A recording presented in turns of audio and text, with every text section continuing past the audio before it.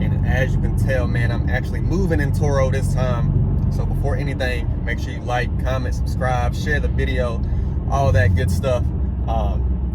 And then to all my new subscribers, make sure you browse a little bit. I appreciate all the love, all the comments, likes, etc. man. That does nothing but help the channel itself, man, so I appreciate it. But we are going to be talking today about why I chose a 1320 over a regular Scatpack, right? Or why did I choose a 1320 over basically anything I could have gotten and actually went to look for.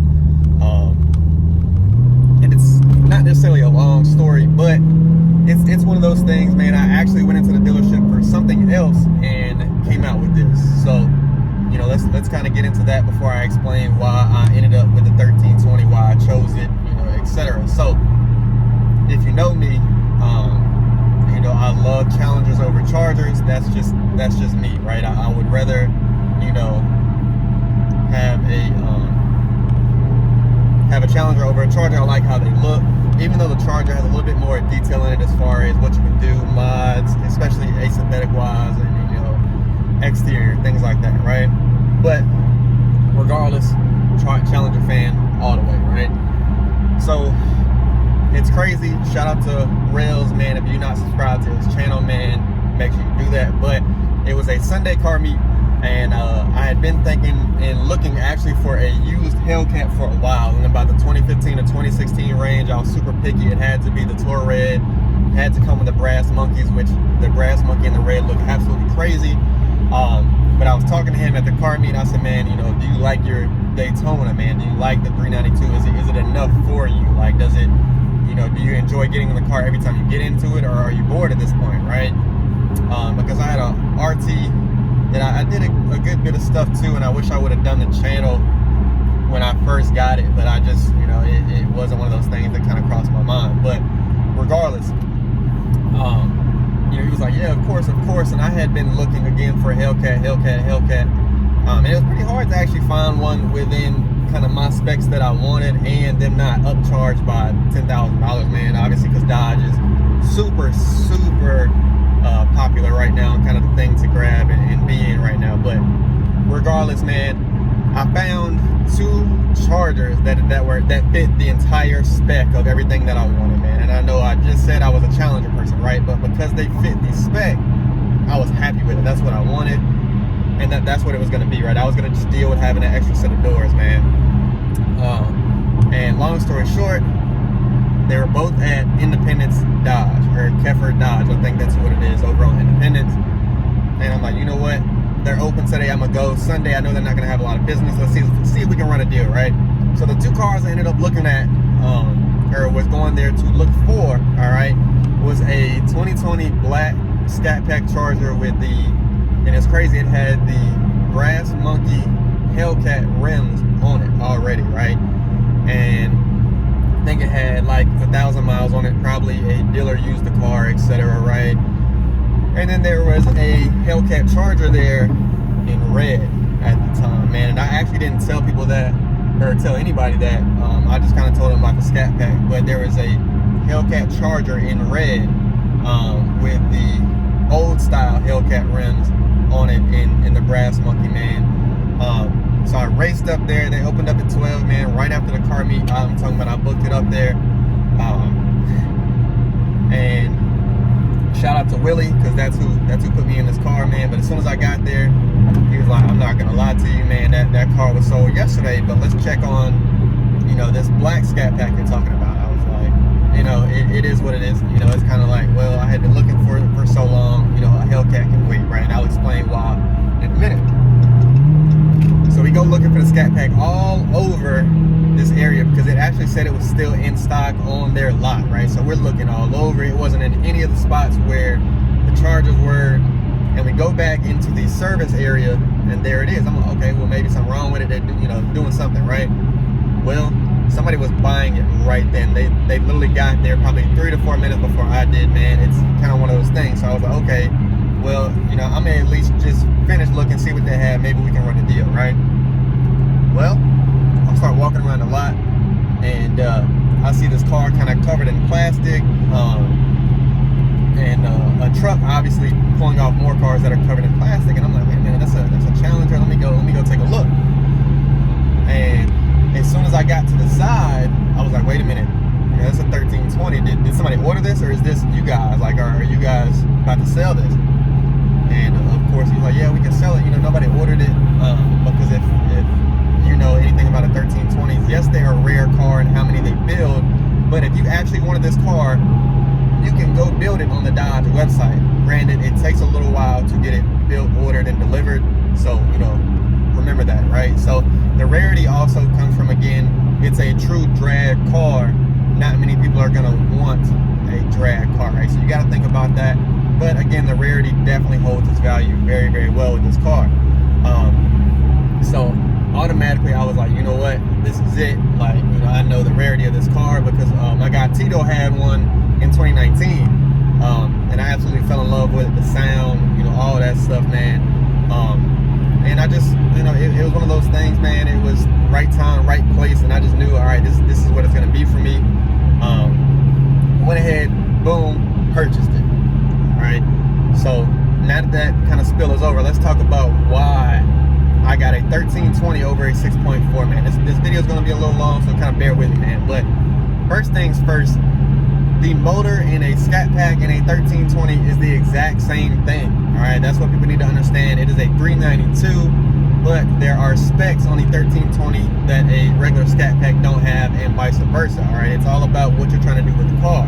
So that being said, all right, your 1320 is nicknamed the Baby Demon, right? It has a whole lot of demon specs and things that allow you to run well on the track and perform on the track, number one, without damaging the car, two, being stock ready from the dealership to get on the track, right? So a couple of things, and I had to write it down, man, because it was a good bit of stuff that comes on this 1320, right? You have a demon transmission, so all that literally means is it's set up in tune for the track, so your shift points are going to be a little bit different. And it also has a trans brake, man. If you don't know anything about the trans brake, definitely be on the lookout for my next video. We're going to be doing how to use the trans brake, what's the best RPM to launch at, etc. So definitely look out for that. But next thing you have, all right, our demon axle. So it has to be able to handle the torque and being able to put it to the tire, put it to the ground, because obviously axles can break under very, very high loads, etc. Right? You also have some demon suspension, all right, that allows the car to, perform better from a dig, right, or from a dead stop, all right?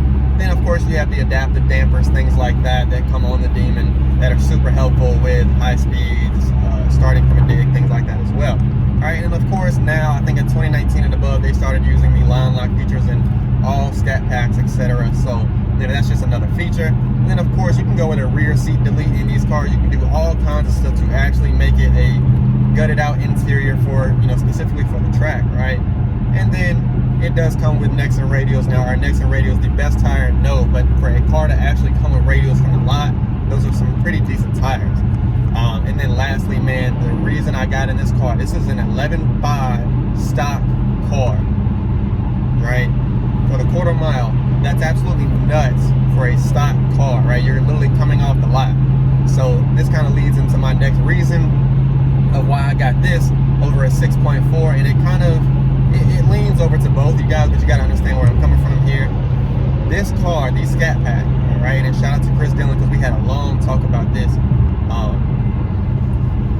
This car is the best money per horsepower that you're gonna get unless you can grab a red eye, right? That's just what it's gonna be, right? When you talk about how much horses you can get, how much it can handle as far as mods and boost and things like that, man, this is the best you're gonna get for the money, man. You can go out and grab used ones for 35, 37, things like that, man, and you're sitting at 485 horses, 475 torque. Now, obviously, to the wheel, to the crank is a little bit different, right? But they handle the horsepower well. You're not gonna slide and lose control because you're a 1,000-pound car, right? But to each their own on that, all right? Next thing, all right? The value of the car sticks. Man, this car holds its value so much. I literally have 3,613 miles on this, and I've had it for about 4 months now, or I'll say a little over 4 months now. So, I was like, oh, let me go put it in Kelly Blue Book, my bad, you guys, and it's literally being sold for more than what I got it for, right? Then another reason I got this, man, because the difference between the 6.4 Scatpack and your 6.4 1320, all right, again, is the drag setup literally from the dealership, you guys. Like, you can't beat that.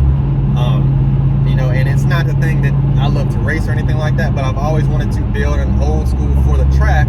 But obviously that takes a little bit of extra play money and some knowledge as far as engines and things like that I'm you know, continuously learning right now. So next thing, man, all right, you get some really good low end acceleration with these cars because of how it's set up versus your regular 6.4 Scatpack, you guys. So from a dig, everybody will tell you this will beat your regular 6.4 Scatpack, even with the same motor. But again, it's literally the package that comes with it that creates that kind of difference within that 60 feet, man. It's not out here saying that, oh, a 1320 is faster than a 6.4. No, it's literally just set up to be that way from a dig, you guys. Lastly, man, and I didn't know this until I did a whole lot more research within the forum group that I'm in and things like that, but I didn't know this car is actually tuned, and again, that transmission tune is what I'm speaking on. All right, it's tuned for the drag strip, you guys. You know, it's one of those things that, of course, you can tune. You can go to Petty's Garage, all kinds of stuff, mass acceleration, to get these cars to wake up even more. And again, you can throw all types of mods at these Scatpacks, and they handle them so well, especially with a tune and things like that. So to kind of elaborate on that, right? Again, you were listening in the beginning. I wanted a Hellcat, right? And I was so starstruck on a Hellcat. It had to be a Hellcat, right? But I started falling in love with, you know, the name of it, the badge, let alone, you know, what it was going to be, right? Now, if you want a Hellcat, you're going to get 700 horses stock with a warranty if you get it brand new, all right? That's hard to beat anywhere, right? Like, that's a super good deal. It is what it is, right? But you also need to understand you're really going to get about 600, 615 to the wheel. And when you get a Hellcat, everybody tries you. It doesn't matter what it is because you have a Hellcat. So at that point, what are you going to use it for, right? Now, with a Scatpack, again, you can grab them for 37, 38, 45, things like that, depending on what you're looking for. And you can spend $8,000 and slap a Whipple on there, a Pro Charger, different kind of kits, still be under the cost of a Hellcat, and be right at the horsepower that you're gonna beat a Hellcat at. I mean, let's be honest with that. So for me, I had to kind of step back and realize, all right, like, is this car gonna be something that I'm gonna have for a while and actually build upon? All right. And that answer was yes, man. You know, there's gonna be a lot done to this car, especially since I've been talking to more people, learning a lot more about the car. You know, it's one of those things that we're gonna go bit by bit, and I would rather, you know, some people are, you know, different than me, but I would rather drop a whole lump sum of money to be fast than to continuously pay you know, $1,100-$1,200 for a Hellcat that I'm still, you know, at some point gonna be unhappy with, because at the end of the day, I'm only gonna be able to make this but so fast and be able to be happy with it, handle it, and not fear for my life trying to just drive it down the road type of thing. And then of course I lose my warranty when you start building it, right? So that's another factor, again, why some people choose, you know, to not mod their car, let alone a Hellcat over a modded Scat, okay? But that's kind of my reasoning on why I got a 1320. Again, it just kind of fell on my lap, man. It literally came from Canada, or yeah, it was in Canada, and it got shipped down to Charlotte for whatever reason. I had no idea. It literally had 5 miles on it. Man, I fell in love with this car. You know, I'm probably not gonna get rid of it, but you know, there are some things that are gonna be done to this car, man. So just kind of stay tuned for that. But this is exactly why I chose a 1320, man. And if I had to choose one of the biggest reasons, again, that drag set up to where from the dealership, 11.5 is a crazy number, man. And you start adding a little bit of horses to it and put a tire on it, and you know, welds or beadlocks, etc., things like that. You're easily able to knock that down, man, with some practice. So you know, that's my reasoning. Again, definitely like, comment, let me know what you think. You know, it's a thing of, yes, they're both similar cars, right? They're both gonna have same horses and things like that, I just happened to stumble upon it. Now I did get some grief here when I took the tires off of this thing, but I also didn't want to waste the tires trying to drive the drag strips or different areas to kind of practice, because at that point those Nexons go away super quick driving on the street, man. But you know, some welds are definitely in the making here with you know, getting put on, so just stay tuned for that as well.